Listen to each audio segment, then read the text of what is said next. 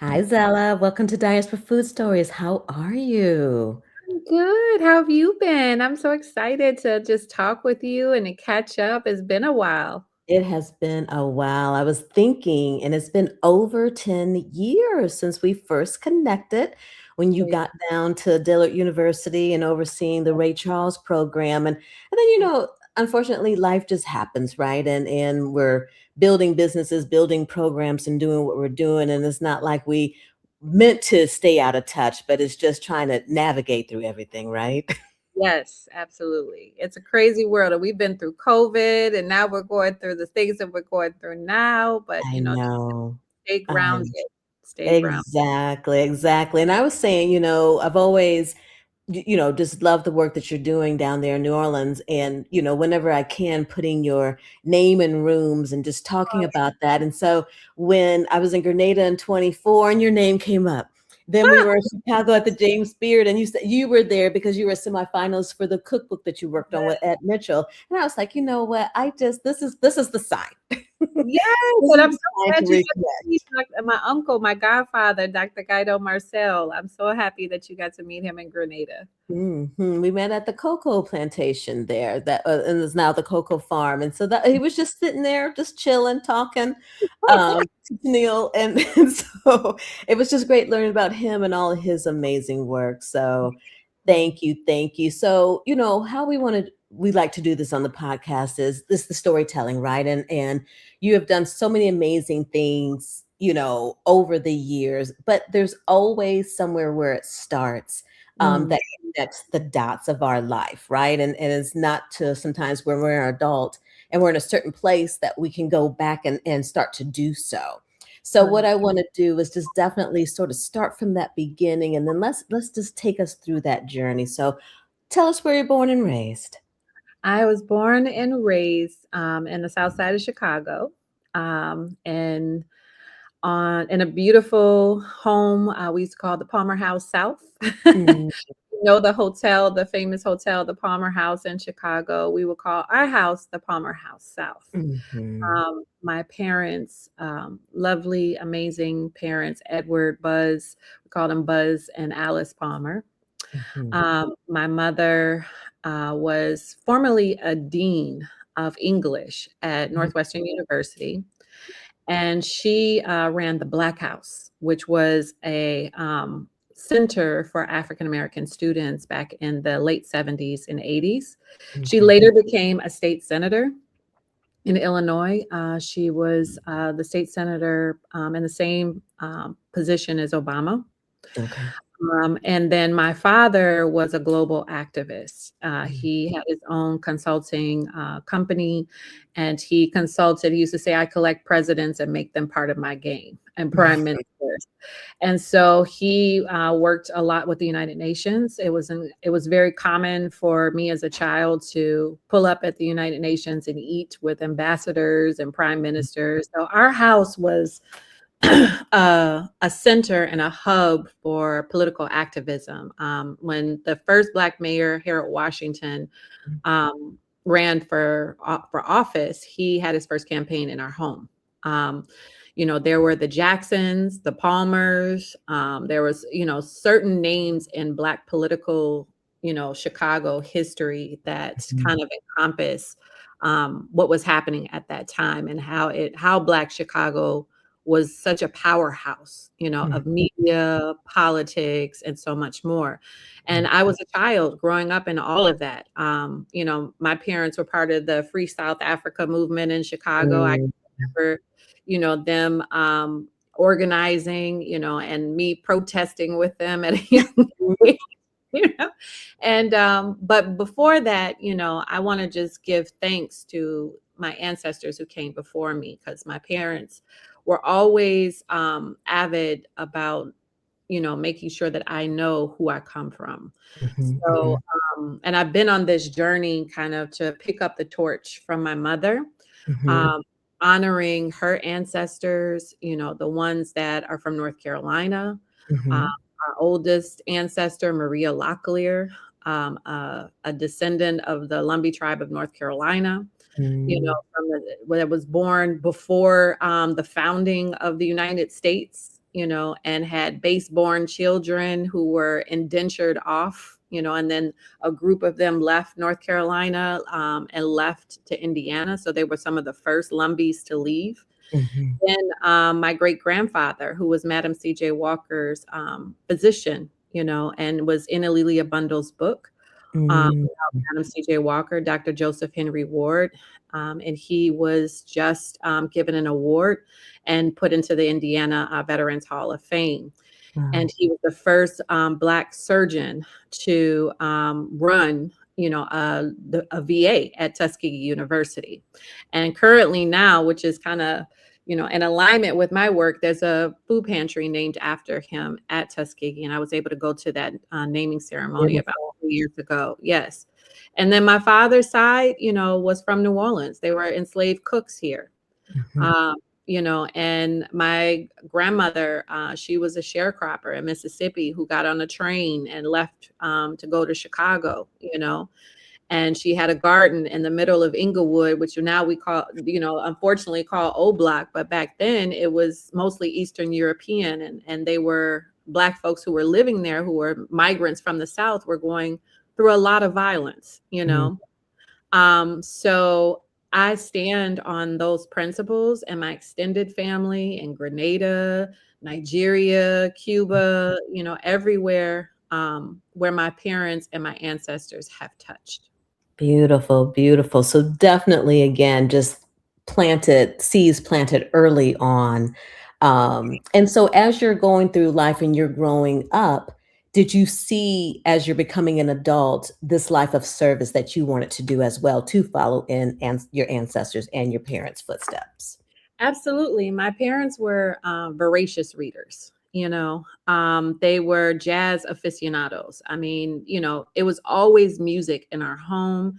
There Mm. was always discussions, debates. I mean, and I really miss that generation. A lot of Mhm. that generation is dying off, but they, were reading Franz Fanon. They were reading, all of these, just powerful, intellectual, grounding work, body of work at the time. I mean, my godfather was Jan Carew, who is, the British Guyana's poet laureate of the time, who wrote a book about interviewing Malcolm X in London when they were hanging out together, and so I was surrounded by these amazing, human beings at that time. So that has propelled me, and just seeing even just my mom when she launched the Black House. I'll never forget when she launched the Black House. Um, a student, an African American student, had committed suicide on campus, and he just was having trouble, challenges integrating into a PWI, and that was her first week. And Mhm. so when she built the Black House, and it's still there, the building is still there, but the center is no longer there. But they have honored her in the past, when she was alive. But the mural on the wall, I just remember all of the greats that were on the wall, and as a child looking at that, I was so taken aback. And then just the conversations that they would have. And this is during a time when we dialogued, we read, Right. we, listened to live music. It mattered that we worked on who we are as a people spiritually, Mhm. and so um, I just remember those times, and I wanted to, bring that wherever I go. That sense of community, that Mhm. sense of, paying homage to who we are. You know. Wonderful. Now, what did your first part of your career, the early years of your career look like? Whew. I've done it all, child. I was a hairstylist. I went back to school. I went to community college. I lived in Cuba for a while. I went to the Mhm. University of Atlanta. I went to DePaul. I went, graduated from Northeastern. And then I eventually went to University of Toronto to get my master's degree in museum studies. I Mhm. was also a bilingual teacher. I would teach Spanish immersion to students in Chicago. So I was a Chicago public schools teacher. Wow. And you're And so young. All these laughs.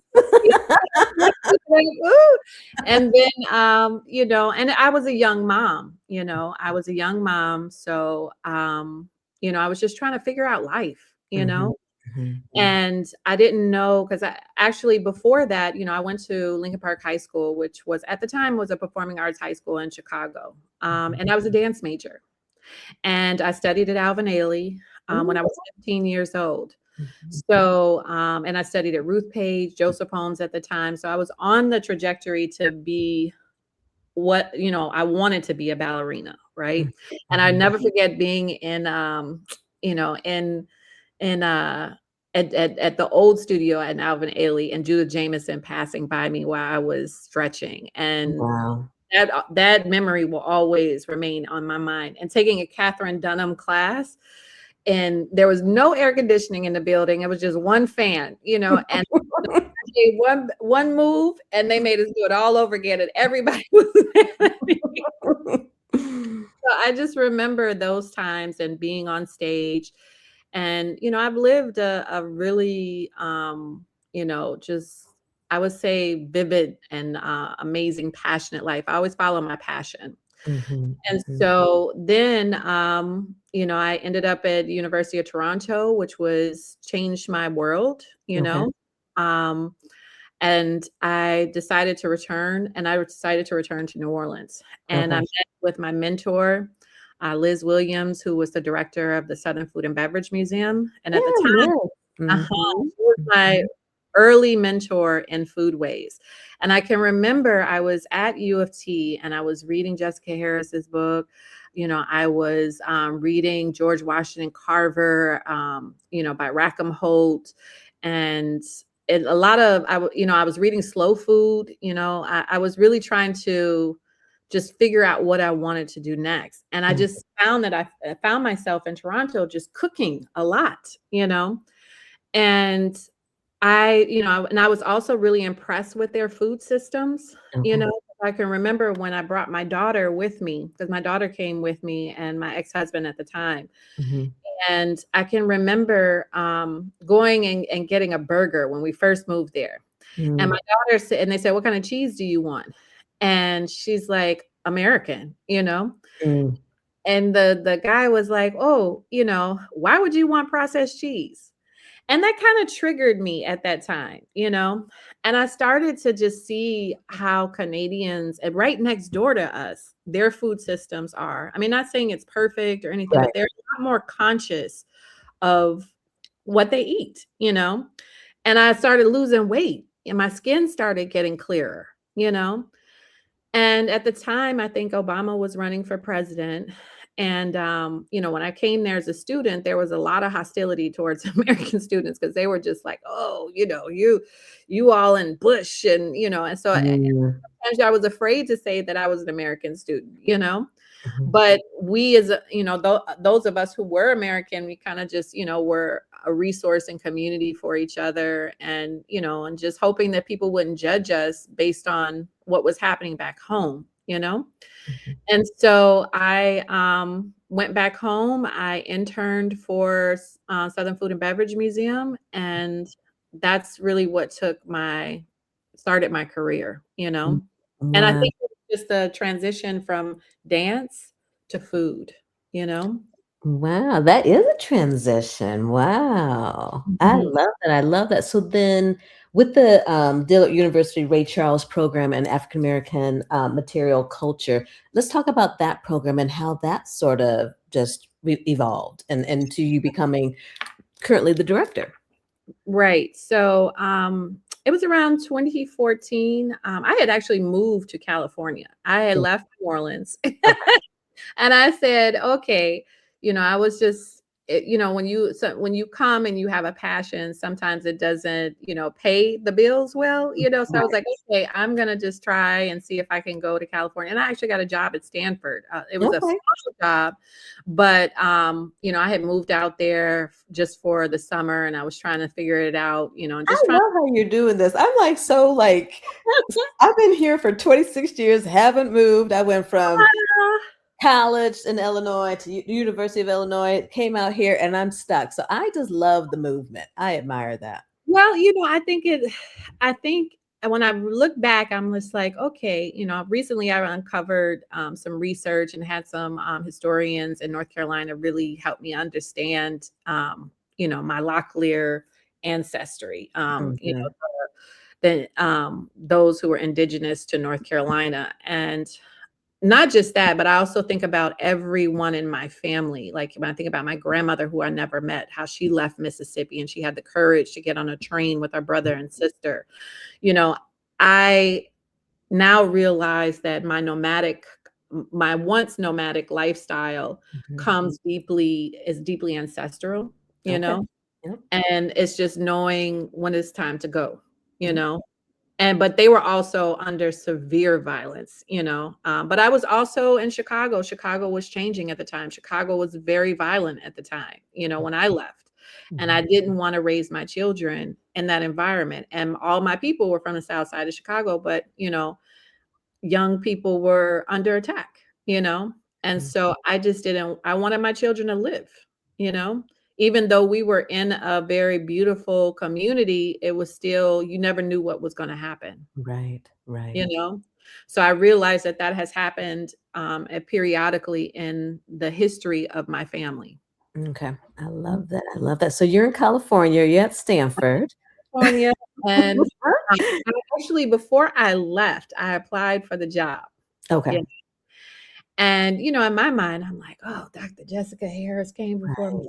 Oh god," you know what I You mean? launched the program, right? Right, and I was just, but I walked in there and I just, I wasn't thinking, that they would give it to me. Mhm. Like I said, I had even moved to California. And, it took them about 6 months to give me the job. You know Okay. what I mean? What were And you thinking during this time? Like, "Nope, I didn't get it." Yeah, that's what I was thinking, and Mhm. it was my mom. My mom, give thanks to God rest her soul. She found this position online and she said, "Zella, this is you. This is you." And, I sat down with the interview and I, so thankful to Dr. Mark Barnes, Dr. Yolanda Page, who is now the president at Steelman College, who saw something in me, you Mhm. know, and knew that. And I just explained what I'm explaining to you, Mhm. I'm student centered, I'm community oriented, I'm passionate about what I do. I just thought that, this was going to be the right fit. And and in my mind, I just, was just like, oh, because I had been just back and forth all over the place, just trying to Mhm. figure things out after grad Mhm. school. Mhm. And, then boom, and then, when I talked to Mark, Dr. Barnes later, and he said, and he's at United Negro College Fund. He said, "We knew the day that we interviewed you, that you were the one." And I was just like, wow. Tell that story to students, just to, what is your purpose is your purpose, Right. never doubt God's plan. Mhm. And Mhm. so, And timing, right? in timing. And Yep. so, when I came, all I had was a memo from Okay. Ray Charles. I didn't have anything else. I had, um, there wasn't, I was just, and Dr. Kimbrough was like about a year or two as president at the time, Dr. Walter Kimbrough. And I was just like, I had to build it from the ground up. I knew that, Dr. Harris had done programming before. I heard Mhm. about it from different colleagues. Mhm. Um, I just kind of built the program based on what was needed at the time Mhm. and based on, you know, grounding it in New Orleans, Mhm. in Mhm. the historical, just, spiritual kind of significance of that, and knowing that we were at this um, historically Black college and university, Dillard, since 1869, that is, you know, has such a huge legacy. And Mhm. I just wanted to lift up Black chefs locally, nationally, internationally, and just continue to do the work that my mother did, you Mhm. know?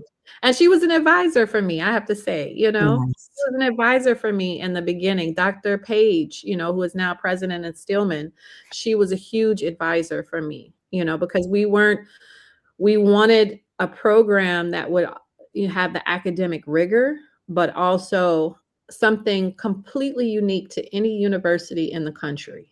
You understand? Right. And so, and we did that. We did that, you Okay, know? and I think that's right around the time you and I met. I think you were just, coming entering into the position, so that was, a great part to be a part of your life.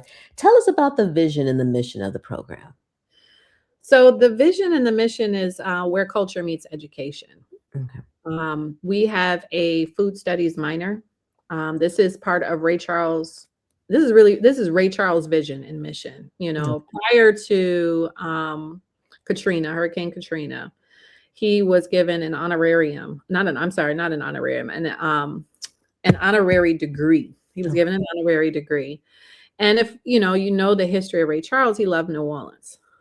There's a song called "Early Morning Blues" about him going to Dookie Chase and having a hangover, mhm, and he loved, and he actually, was really close with the late Miss Leah Chase's husband, okay, and he was the one who encouraged him to write a country album. okay, And, here he was at the Dewdrop Inn. I mean, Ray loved New Orleans. He loved New Orleans. And he was so honored by the honorary degree that Dillard gave him. He sat down with the then president, Michael Lomax, who is now the president of the United Negro College Fund. And he sat down with him, and they wanted to do something about food culture because his mother and his grandmother were indentured farmers, mhm, sharecroppers, and he also knew about the chicken circuit. And there's this funny story, that Dr. Barnes would tell, because he was a young professional at Dillard at the time in development, and he said, "Oh, when he had to take Mr. Charles around, he said, 'Oh, Mr. Charles, we don't have much time. Do you want to stop at McDonald's and get something?' He said, 'McDonald's? Boy, I'm in New Orleans.'" I know that's right. I know that's right. That's where the conversation, started. And, he was just really, wanted to bring young people together again at the table, Mhm, mm, and Ray, Mr. Charles was always a visionary, you mhm, know, and he would always bring people to the table, and saw things that were happening, and he was all about owning your rights to your own culture and who mhm, you are. mhm, And so I just kind of focused on that and met with the Ray Charles Foundation, Miss Valerie Irvin, and just kind of focused on what he would have wanted, you know, mhm, and what was needed at the time, just at Dillard in New Orleans, in foodways. There's a lot of celebrity chef culture, but for me, there wasn't enough, you know, legacy building and capacity building so that we can have something sustainable for future generations. So right, I just kept my head down, grinded, and did what I had to do to make sure that students have scholarships, students have experiential learning. They can go to Terra Madre in Italy and Paris and go to Little Africa. mhm, Students can go, get you know, uh, paid internships with, mhm, marketing companies, work with the late Chef L. Simone, to take a class on food mhm, styling, mhm. um, just really cater and curate a student-led experience so that they understand their role in this food ecosystem, you know? Yeah. What has, from the student standpoint, what are some of the impact of the program that they have shared back with you on how this has changed Ooh. for them? Um I'll tell you about some of my alums. And I'll tell you some of the stories that really touched me. One in particular, Jeremy Shine, he was a returning adult student. He graduated in his master's degree program at UNO, University of New Orleans, in hospitality management. And he was also a filmmaker. So he helped me film, that was a student film, the story of New Orleans Creole cooking that now has about almost 200,000 views on YouTube. And we produced that together. It was myself and two students. And that's what I wanted to do. You know, you learn by doing, you know, not just in the classroom. So we said, you know what, we're going to make a film. You know, these our elders, you know, if we don't document them, they're going to go to their stories are going to go to the grave. And I'm so grateful that I did that, because you know, that film has Leah Chase in it. That film has Miss Sybil Hydell Moriel, who is, you know, the widow of, she passed a year or two ago, Dutch Moriel, the first Black mayor of New Orleans, you know. I'm so grateful that I had that, you know, Miss Linda, the Yakameen lady. Yes, Miss Linda Green. And it was just a calling, and just, you know, my egg goons, my intuition just saying, like, we need to do this. Yeah. And so now Jeremy is living in South Africa with his own film company. Oh. Chippo Kandaki, who edited the film. She's a Mardi Gras Indian queen, you know. She's has her own, you know, dance company. She's a cultural bearer, historian, you know, has Fem Funk. I mean, it just goes on and on. Isabel, who's graduating this year from Boston University. You know, I took her to Kenya, to Nairobi, Kenya, for the first time to participate and speak at a conference on food policy. And now she is on her way to probably work for, you know, World Central Kitchen or some type of, you know, I don't know, the FAO, you know, something of that nature. And, you know, we had so many students that have come to our center, who are food studies minors, who are Ray Charles scholarship recipients, who are now doing amazing things. And I think it also clicks when we expose them to experiential learning, not just abroad, but here locally. I took 45 students to the Provost Farms. Okay. And the Provost Farms are Black sugarcane farmers. Yes, I've heard of them. I mean, we didn't film it, but I mean, boy, did we have a good time. And just that moment, and that just community. And then, you know, when we took them to Terra Madre, I'll never forget the first time I had a student named Levante, and he was our photographer. I actually got him a gig to photograph, and it's up online. It's on 64 Parishes magazine. I wrote an article about the history of trail rides and Black cowboys in Louisiana. And those photographs are his. That was my student. He was a student at the time. And they are powerful, you know. And Levante, when he went to Italy with us, he said, Miss Palmer, this is the first time I've tried a real tomato. He said, this is amazing, you know. And then, you know, I look at another student of mine, who's currently my student, so I won't name her name, but we went to Terra Madre, a year and a half ago. And she said, Miss Palmer, I have to take medicine for migraines. I have, you know, high blood pressure, you know, and you don't think these things, because a lot of us didn't have a lot of these ailments in our generation, but the food, so young, yeah. But the food is really doing a lot on us, you know. And she said, you know, the moment we got to Italy, I didn't have to take my medicine. Wow. You know, real food. Felt energy. She said, I felt so much energy. And she said, we were eating a lot. She said, but I didn't, pasta, everything. She said, I didn't have to take my medicine. She said, the moment I got back and I ate some food back home, I had a migraine immediately. Wow. So those, you know, that's how we impact young people, you know, and that has been my mission. I just, you know, followed the call from Ray Charles Foundation, from Dillard, you know, from the leadership that we've had over the years, and helping also Black chefs, you know, who just need a space, just to heal, just to be, you know. And so we've had Life After Dillard dining etiquette, where, you know, students come and they learn, you know, not only just Western style dining etiquette. They learn international style dining, because we know that, a lot of our students are going to be traveling. They have to know, Mhm. and in some communities, you can't use your right hand. You have to Right. use your left hand, um, just, the practical tips and how to dress, how to be, so because most of their meetings sometimes will be held over dinner or lunch, Mhm. so that is that is our legacy, and I'm very Nice. proud of that, Nice.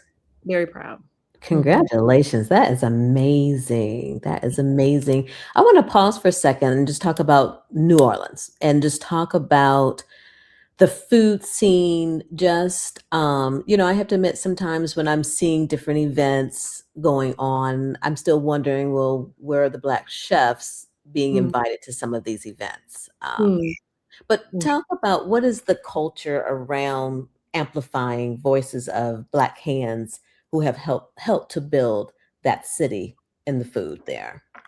Right.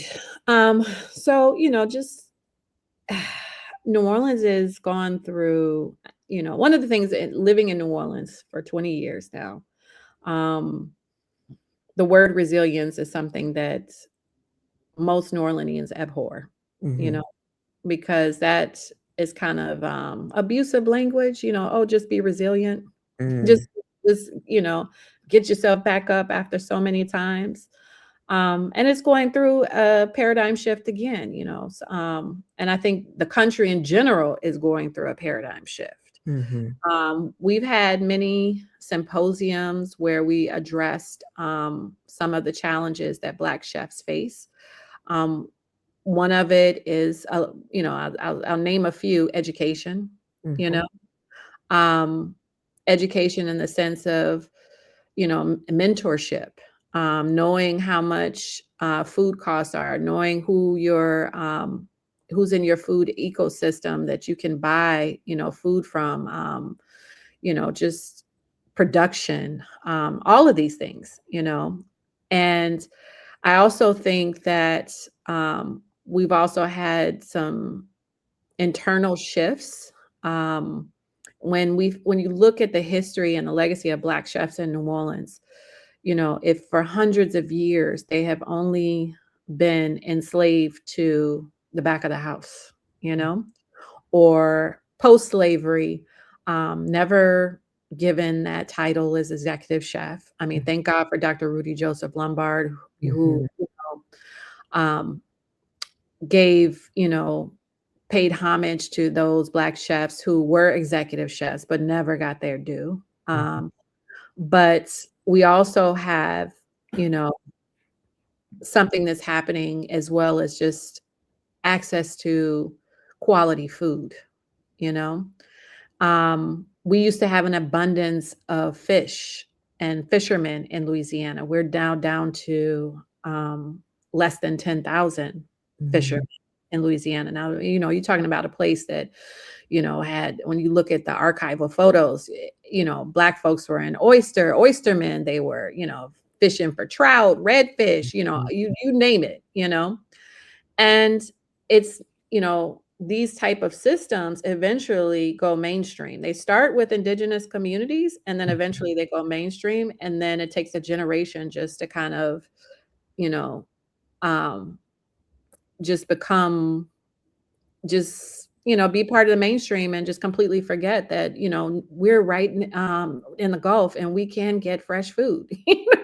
We are in Louisiana and we should be able to have an abundance of agriculture, mhm, and we should have markets everywhere, just like how you saw, and we look at archival photos of the French market, there was food in abundance, right? mhm, But then the advent of the supermarket, et cetera. So then you have Black chefs who are competing with all of these systems that are up against them, mhm, right? And so then you start putting processed cheese in things. Then you start, buying sway, but that's what you can afford, right? And so, and then a generation is like, oh, that's good food, you know, mm, but we have to do so much to make it good. right. the overhead of, and then you have to deal with the banks, and not getting loans. I think about Chef Jeff at, Heard That Kitchen, one of our most beloved chefs, the challenges that he's had, and wanting, we all want to see our chefs in this ecosystem to thrive, especially those who are native to New Orleans. Um, we don't have any culinary schools, and that's not to say we need culinary schools, because some of them have been cooking, and there's nothing wrong with your grandmother teaching you and generations teaching you, and you should have a degree in that. Um, but then we also, don't have any food media in New Orleans anymore. You Mm. know, the Times Picayune is gone. Um, Okay. so a lot of the food media that we once had, Ann Maloney, so a lot of these Todd Price, they're all gone. Wow. So, but then there's wins, there's Larry Morrow, who is, Mhm. native Yeah. New Orleanian. He's a restaurateur. He's, he just it seemed like every other month he's opened up a new restaurant, and he's tapped into that celebrity culture, Right. um, and created, a really robust business. Of course, you have, Serene and Effie with DeCarnola, and they have, brought a freshness and an intentionality as far as making sure that, they use the best products and Mhm. tell the story of Senegal and New Orleans. So Mhm. is, you know, that is very, hopeful and optimistic. Yeah. Um, and a lot of our chefs who had that knowledge, they aged out, you know.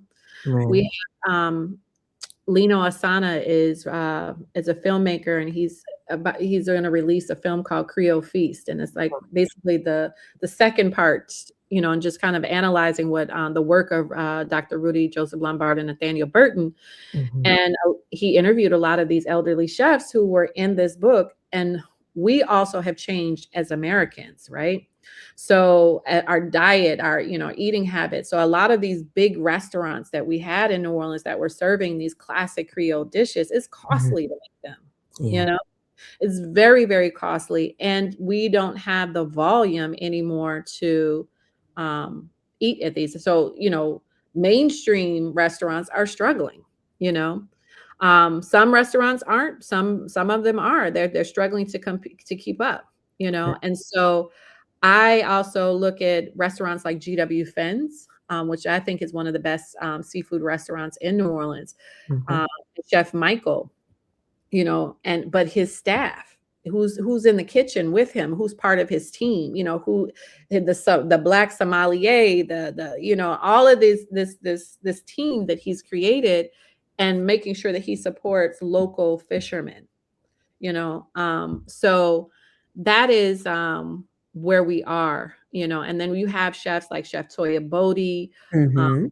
always, on who's a light in our ecosphere of New Orleans chefs.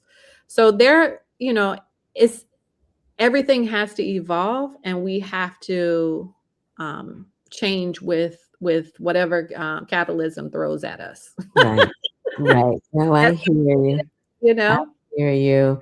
Mhm. So a couple, when was it? 23, the 2023, 24. I went to Disneyland when they were releasing the ride there for Princess and the Frog. And so how was that, seeing Miss Leah Chase, her story put up on the big screen and presented My through God. Princess and the Frog? Um, I'll tell you a funny story about Miss Leah and me. I was a teenager, and I was visiting my god sister at the time at Xavier. And I was a teenager. I had holy jeans on, I was with my friend, and I came in the restaurant, and she said, "Oh, you're not supposed to come in this restaurant with them holy jeans on. You need to wear a dress. You're too pretty to be walking around like that." And she still let us eat there though, which Uh-huh. is, she could have kicked us out. And because we walked in like, "Oh, this is nice," Mhm. And years later, I mean, years later, she remembered my face, you know, Wow. and she said, "You look good with a dress on, Shay." And I was like, "Wow." Shocked, that she remembered that, and she was to me, she was like the Oracle in the Matrix or something, like, she was, back in the kitchen with her table, and she always had something funny on the table to make you laugh, and I would in the beginning, I would go to her for advice when I was building this program, you Mhm. know? I Mhm. sat down with her, I sat down with a lot of the, elders of the community when Dr. Rudy Joseph Lombard was dying of cancer. I Okay. was there at his living ceremony. He had a living ceremony where he second lined until he passed away, you Okay. know? Mhm. And that meeting was at Dookie Chase. I was there with Dave Dennis, who was a civil rights activist at the time, and was a Dillard grad. And so to see her fast forward, and to see her, you know, become Disney, Mhm. Mhm. whew, and just like the little girls that are behind us that get to see that and go to Disney World and see that installation Mhm. is mind blowing. And to know that you known her since you were a teenager, and how she built generational wealth for her family and her grandchildren. And she loved her family. Mhm. She loved New Orleans.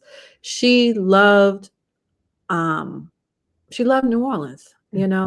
and she loved everyone who came through there. She told me so many stories about Ray Charles, about, and how and just how she wished that she could go back to that time period when Mhm. the greats were coming in and dining and she was cooking, full meals, and it was the place to be. Powerful This was times. the place to be. And how powerful is it that the family is still maintaining that legacy, and for generations to come, they can always say, my grandma, my grandmother, Miss Leah Chase, is forever immortalized at Yes. Disney, you know?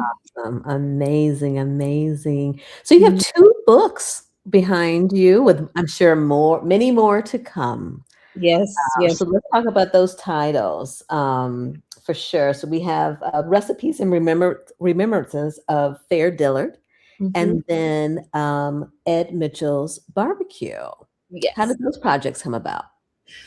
Well, the first one, Recipes and Remembrances, I was at Dillard, and if anybody's in New Orleans, I'm gonna always shout out my friend Malik Bartholomew, my former colleague. He has No Nola Tours, which is a historical tour, Black owned, that takes you around New Orleans. But he was an archivist at Dillard at the time, Mhm. and it was about, I think, 2016 or something.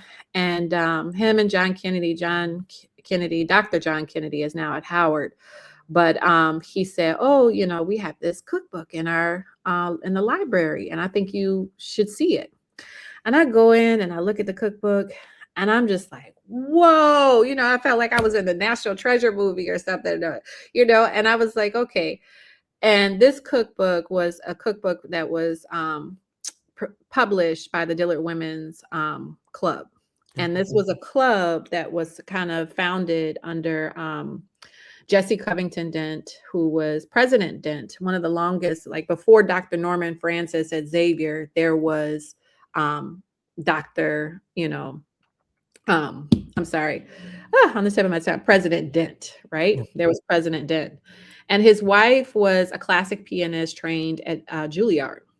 And Okay. so their home um, was this space where they invited famous friends from that generation. So you had Lena Horne, you had Ralph Bunche, you had Howard Thurman, you even had Jackie Robinson, um, you had Emperor Haile Selassie, and they had this book that's at the Amistad Research Center where they Mhm. would autograph their name, a guest book, so whoever came there. And so the women said, "You know what? Why don't we write a cookbook?" Now, this is before financial aid. This is before a lot of stuff. Let's write a cookbook, and the proceeds go towards scholarships. you know. And it's always interesting to me that they also made it select. They made Dillard select because it was part of the Black Ivy League. They made Dillard select at that time on who they would accept. Oh. So Dillard had this cookbook with all these famous friends in it. And it had been sitting in the archive since the 1950s. Wow. And I remember just going to Tuskegee's campus, and at Tuskegee, I was like, they have plaques everywhere. It's mandatory that students have to read Up from Slavery. I said, we need a cookbook or a book that tells our history of Dillard's culinary history. So the cookbook was over 3 presidents. The first one was the Dents. Emperor Haile Selassie. I write about that and how he came to Dillard, how he came to New Orleans, how they had to remove all the colored only signs. They had to have an integrated ball for him because he was, an international dignitary, and how he was excited to, try to listen to jazz and eat hot shrimp. And he came to Dillard and he talked. He gave a talk to 3,000 people, both Black and white, standing only. And it was a live broadcast, a live radio, talk. And he talked about just humanity, And so I always think about that, we have to reach out to the children and, so they know, and there's pictures when you come into the Ray Charles Center, when you're on campus. I put a big archival photo of him standing in front of one of our buildings with President Dent, and Haile Selassie, and at the time, Edgar Stern, who was the son-in-law of Julius Rosenwald, who owned Sears. And so then, then the next one is President Cook, and it was, the 70s, the 80s. He was big on picnics and, eating together. He was considered the foodie president. And there was an international festival. And I just found it fascinating because, a lot of folks, don't necessarily understand HBCUs, but, there are so many, we had, so many contributions from this cookbook from Liberia, from Israel, from, all places, in the 50s. I was like, what? And so, and then fast forward, Dr. Kimbrough's, and then I loved Mrs. Adria Kimbrough, who is a lawyer, and she talked about the struggles of being a professional mom and not knowing how to cook, And the thing that she did was she made cakes, so there's her story of how to kind of juggle being a professional and being a mom and teaching and being okay with teaching yourself how to cook, and not feeling bad that generation, maybe women before, made a whole lot of food and you don't know how to cook. And then, during COVID, that Ed Mitchell's barbecue was spiritual for me because of my North Carolina roots, right? And I mentioned to you about my great grandfather Joseph, Dr. Joseph Henry Ward, who was Madam C.J. Walker's doctor, but he was also from Wilson, North Carolina. Ed Mitchell is from Wilson, North Carolina. So during COVID, I received an email asking for an interview. If I would be interested in writing a book about, Ed Mitchell. And at first, I was just so kind of distraught with COVID, and I was just, just trying to figure out how to navigate that. And it was really on, all of us were. And I remember talking to my cousin at the time who was from Wilson, and she has a blog about our family. And she, works with saving cemeteries in Wilson, and he does a lot of amazing work. And she said, girl, you better call him right now. And so I did the interview, and I just, she said, make sure you mention that you got roots in Wilson, North Carolina. I said, okay, and I did the interview, and Mr. Mitchell said, that's the one. That's the one. That's the one. And so I, I was brought down to Wilson during COVID, and I went on this journey with the Mitchells. It was also my personal journey, Wow. My mom would always take us to North Carolina. We would go to, Lumbee powwows. We would go to Wilson. We'd go to Parker's for barbecue. the homes where my grandfather's side of the family are still there. My great grandfather's side of the family are still there. So his mother, where she was enslaved, that home is still there. And where his father's home, he owned 400 acres at the time, Napoleon Hagen's. Mhm. And, the grave marker is still there, you know. Mhm. And the person who enslaved our family, there's actually the street where the Mitchell's restaurant was, is called Ward Boulevard. Okay. I Wow. don't even know if, I don't know if Did it was they know the connection there, or was it we all found that connection on the journey, because really? So what made them reach out to you? I mean, besides the amazing things you're doing, right? But was there something particular that they were like, you know what, send her an invite? I think they it was one of the publishers at the time. Okay. They were merging with HarperCollins, a smaller publisher. And I'm so sorry if I forget his name, but Mhm. I just want to give, hopefully, thank you. I'm sorry, I'm forgetting your name, but you definitely mentioned my name and you said you have to talk to Zella Palmer. So Okay. I really appreciate that. And I guess they've been following my work. Okay. Um, and this story was so it needed to be told, because it wasn't is grounded in Mr. Mitchell's story, but it's also a story about North Carolina and Wilson and what has been done to those who hold on to indigenous and sacred knowledge and Wow. skills, And so I went down there and and they took me all around Wilson.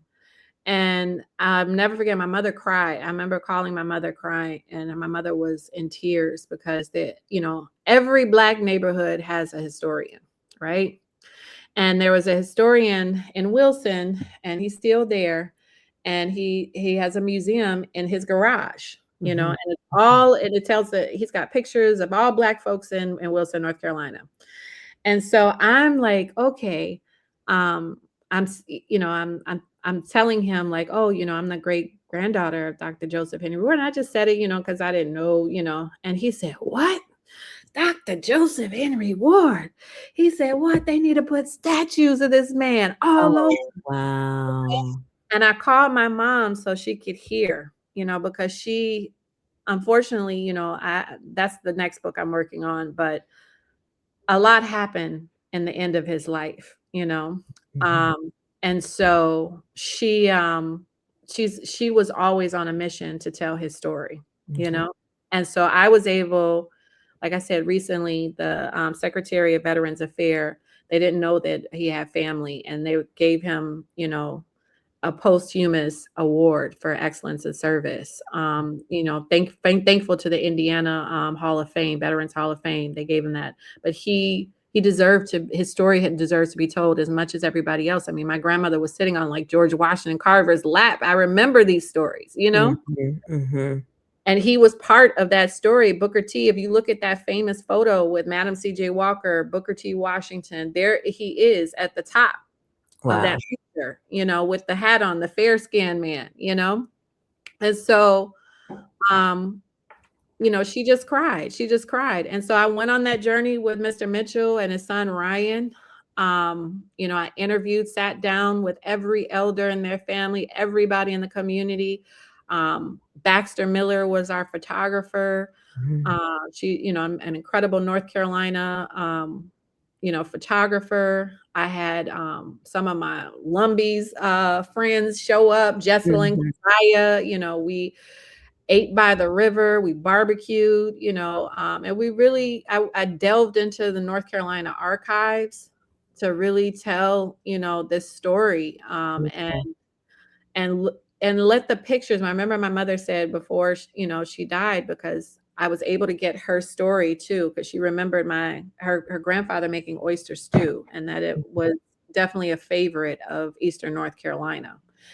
And I remember her saying, "Let the picture speak for itself. Mhm. Don't get too academic. Let Mr. Mhm. Mitchell tell the story." And that's what I did. I told his story, but I also ended up telling my story through it, and just Mhm. the journey of going back to Wilson, North Carolina, going back to Lumberton, Fayetteville, all these, just North Carolina in general, and how whole hog barbecue brings us together, and how it's such a grounding, sacred tradition that needs to be preserved. And what he went through when just said, I just want a hog that's organic, Mhm. that's farm raised, Mhm. and the trials and tribulations he went through for just saying that. I mean, and just showing you how our food systems, really are really, Political. yeah, impacted. So And congratulations on the James Beard, being a semifinalist in the food waste category. So that's amazing. So, I mean, a bright light came out of COVID in a sense yeah, of that reconnection there, and yeah, how that all came together. So beautiful. yeah. Thank you, and congratulations. And then I want to talk about Grenada to the World, your latest documentary that came out last year. Yes. Whew. So COVID also brought a book, but it also brought um the death of my dad. You Okay. know, I was going through a lot. A lot of people going through a lot too. So I just want to, Mhm, send love and light to those who are still healing from that, because mhm, we were just told, just go back to things as normal, and things are not normal. mm, mhm, Especially for those who lost someone, like that is, that, and to me, losing my father was, I'm a daddy's girl, mm, and I was going back and forth caretaking, and just a tremendous loss in my life, mhm, mhm. and having to write a book while all this is happening, go to Wilson, you Yeah, know. yeah. And so you know, what was the question again? I lost track. Oh, you no, I know, I understand. You're talking about your documentary, Grenada to the World. Yes, grenade humor. I'm sorry, because professors, we get long-winded. I know, no, I understand, though. I can totally relate to you, so I'm So on my that. dad, one of my dad's dying wishes.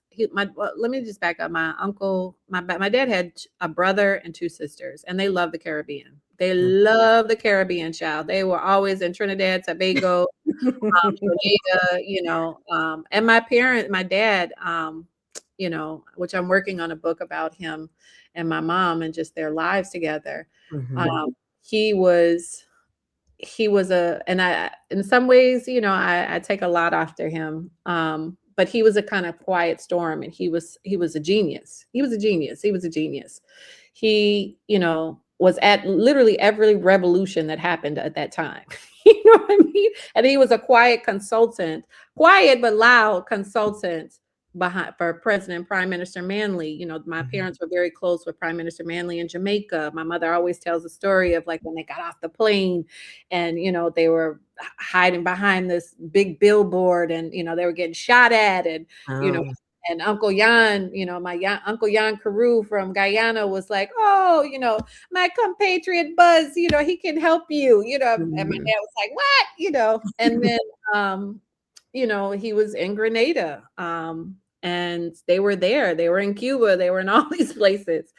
And my Uncle Jan, who I mentioned before, who he wrote a book that's in Caribbean studies. It's called Black Midas. It's okay. must read.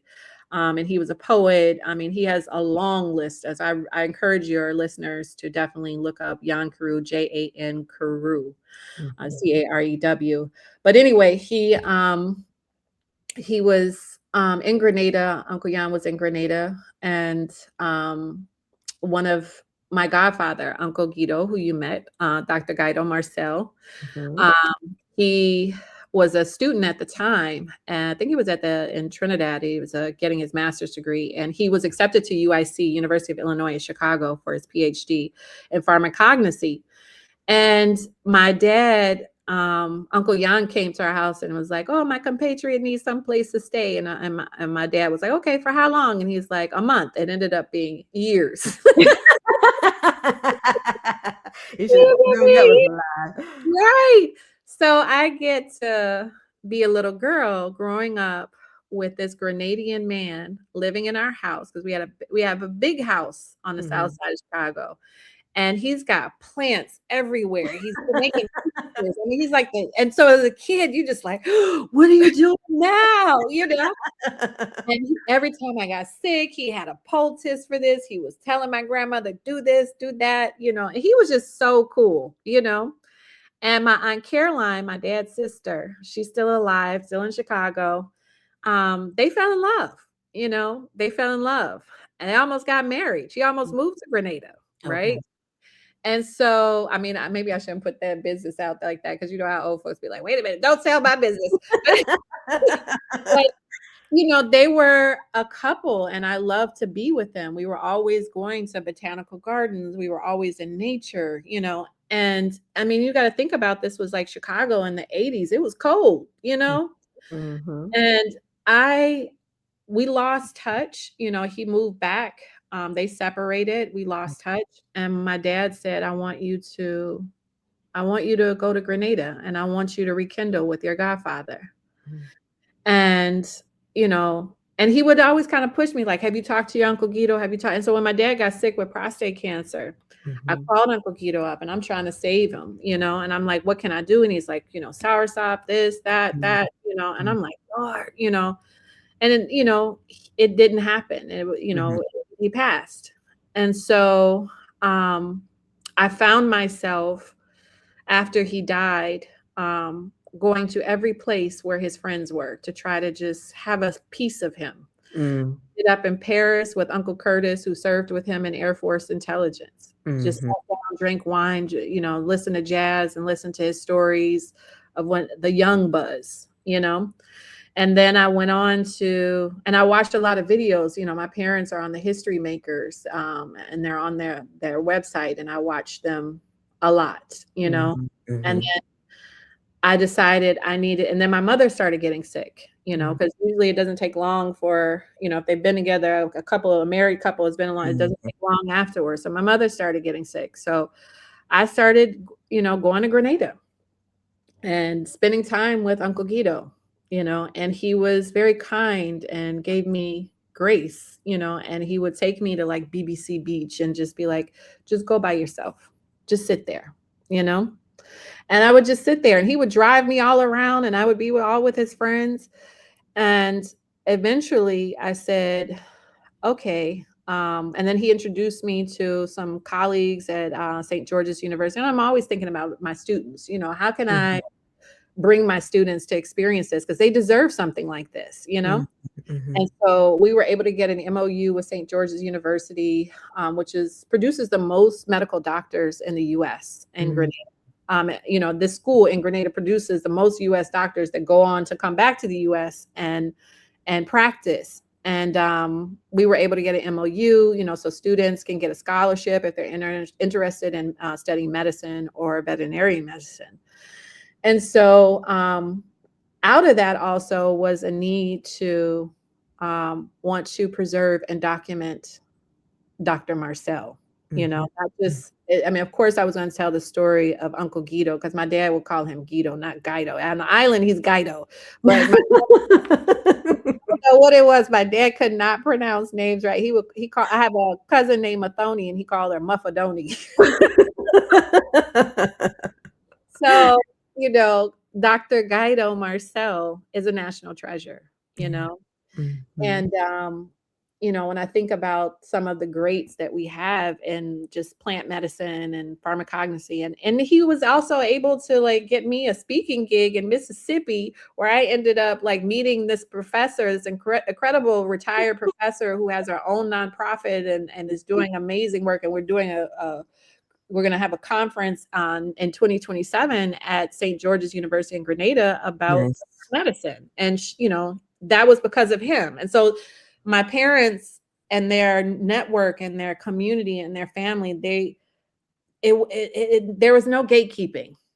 When you understand that we are here for a short amount of time, and if we don't do this work, it might not get done. You don't gatekeep, you know, you connect. Right. You know, I come from a generation of that. You know, I come from a community of people who were like that. There's no gatekeeping. I love that.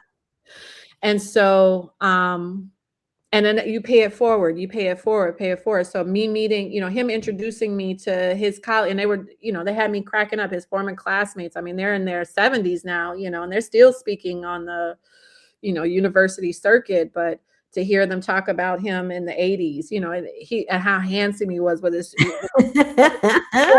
they had all the girls and they all wanted him, and here's this Grenadian, who was a scientist, the women would go crazy. I remember being a little girl, and to see, to see that and then be able to bring it back to Grenada, to pay it forward to Grenada means a lot to me, because I'm so thankful for him teaching me since I was 5 years old, since the day he came into our house to live with us. And I cried like crazy when he left, Yeah, I did, and a light, nature went with him, and I wasn't sure what happened, and that sometimes the children don't understand what adults go through, and then, the void that's left. And I'm so grateful to my father. I was giving thanks just today. It's so funny that we're having this podcast interview, but I was giving thanks, I was like, give thanks, Daddy. Thank you. And he would be like, did you call your Uncle Guido? Did you call your Uncle Guido? You all in alignment. Your work is in alignment. Did you listen to me?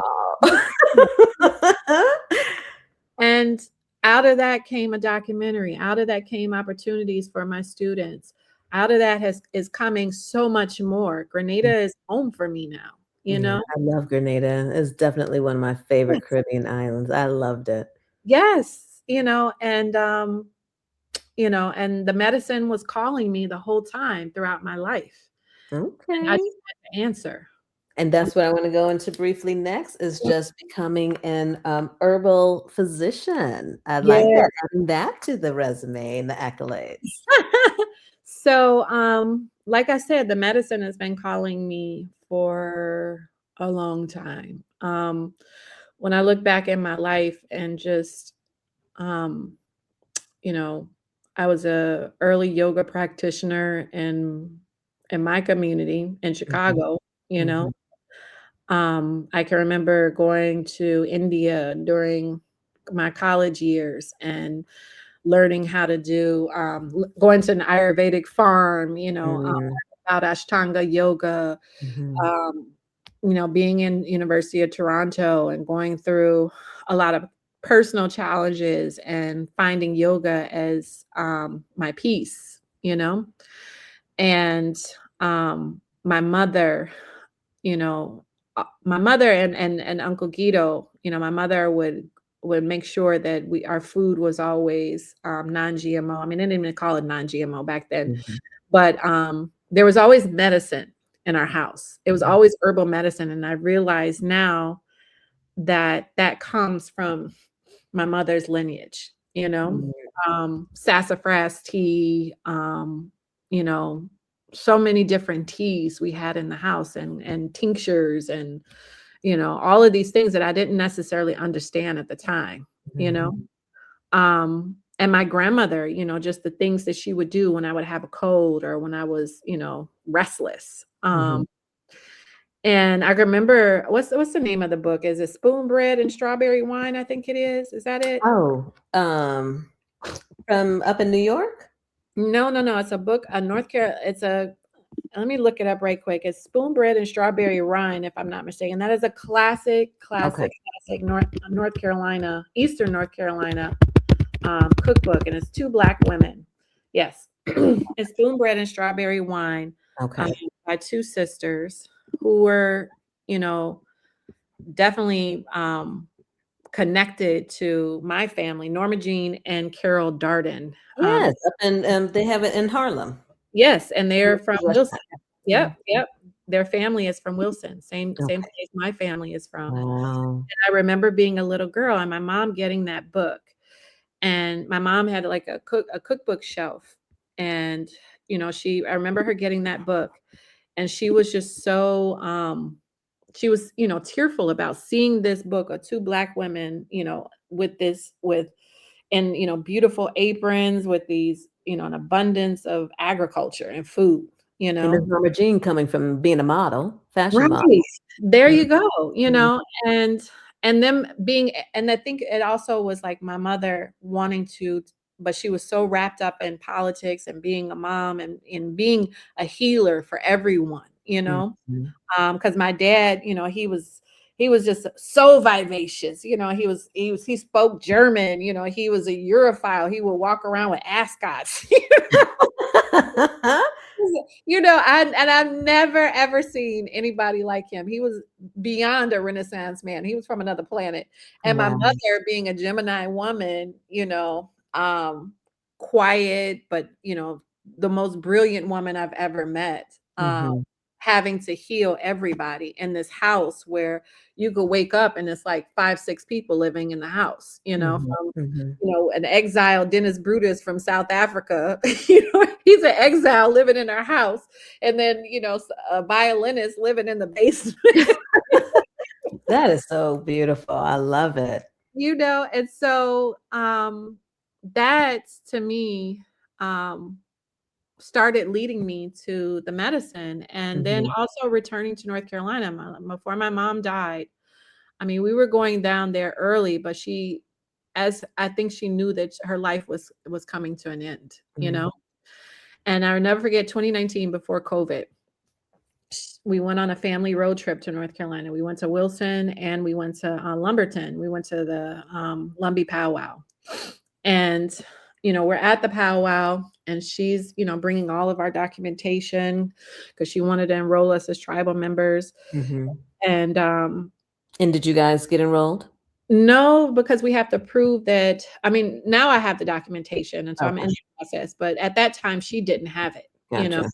She just had the proof that they left North Carolina and go to Indiana, but there was siblings that stayed, and so they said you have to show that you have, family that stayed in this, in the land. Mhm.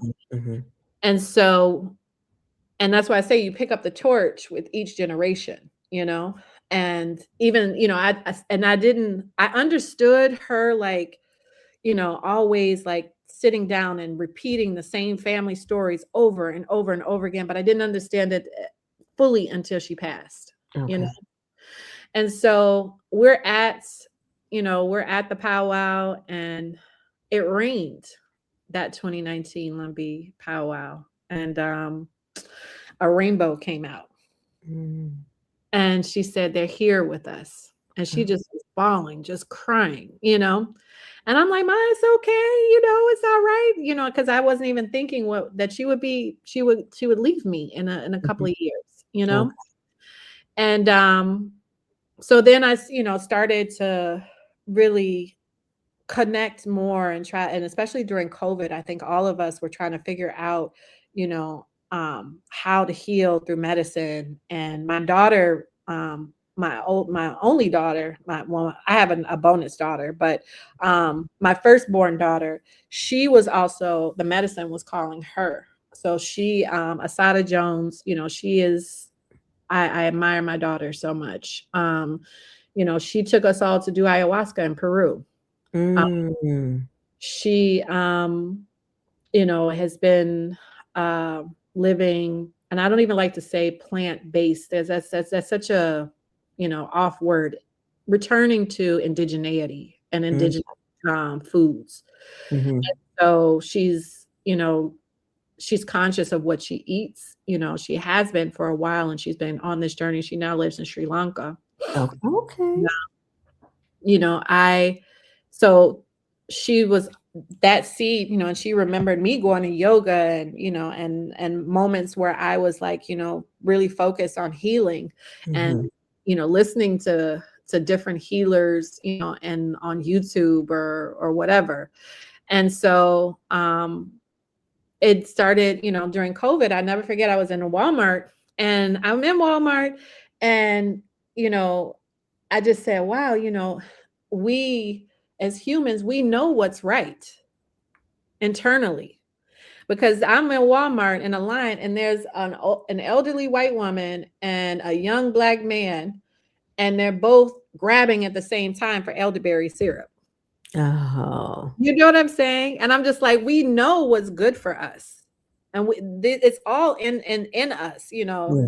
but we, just kind of if it's not in front of us and we're just trying to survive and be part of this rat race, then we won't take it, And so I also, some of my colleagues, Dr. Samantha Gerlach, Dr. Tertia Hamilton, they last year they launched a plant as medicine course. And so we've been hosting different, we had a medicinal mocktails demo.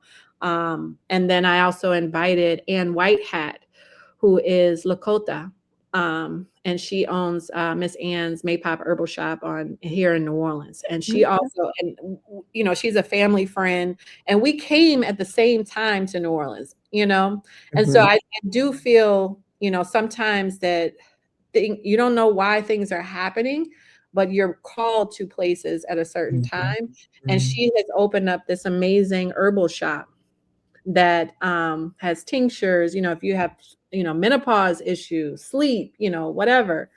And she didn't, and I just started bringing her, and she built our apothecary for students, Wow. A lot of athletes, all these things, menopause, but, we have students, Black women in general, we are suffering from fibroids. We are suffering from so many things. And so if we can balance our hormones, then we can live another day, and show up better. Right. And so we started, offering programming like that. And then, Anne, she was teaching me, but I needed someone who, obviously Uncle Guido was teaching me. Every time I'm in Grenada, I'll call him up, what do you think about this herb, blah, blah, blah, blah. I love so much that Grenada is, completely organic, and so I decided to enroll in the Mount Kailash Rejuvenation Center in St. Lucia. And the head instructor, the founder, Honorable Priest Kailash, is a Rastafarian. He's he studied, and the alignment, he studied at medicine in Cuba, at the same school where I went, University of La Habana, and returned home to St. Lucia and went back to his grandmother's medicine, and that's what I'm doing. I'm returning to my grandmother's medicine. I'm returning to all the medicine women in my family. I am in the path of being an herbal physician, in the path of being a medicine woman, because food is medicine, plants are medicine, all of that. And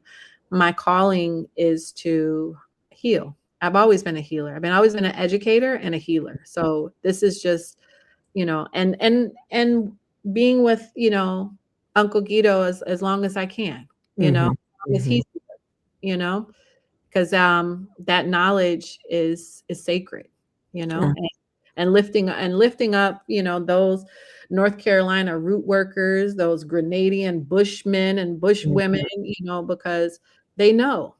And I think there's a calling that's happening in general for a lot of folks right now, to return. I was going to say that, definitely returning back to the land, Black to the land, as someone says. And I love seeing it too. I really do. That we are returning back there, returning back for the healing, returning back for just so many things. So I'm loving it. I'm loving it. Well, Zella, what else? We're partway through 2026, but what else is on the agenda for you this year? I'm just going with flow.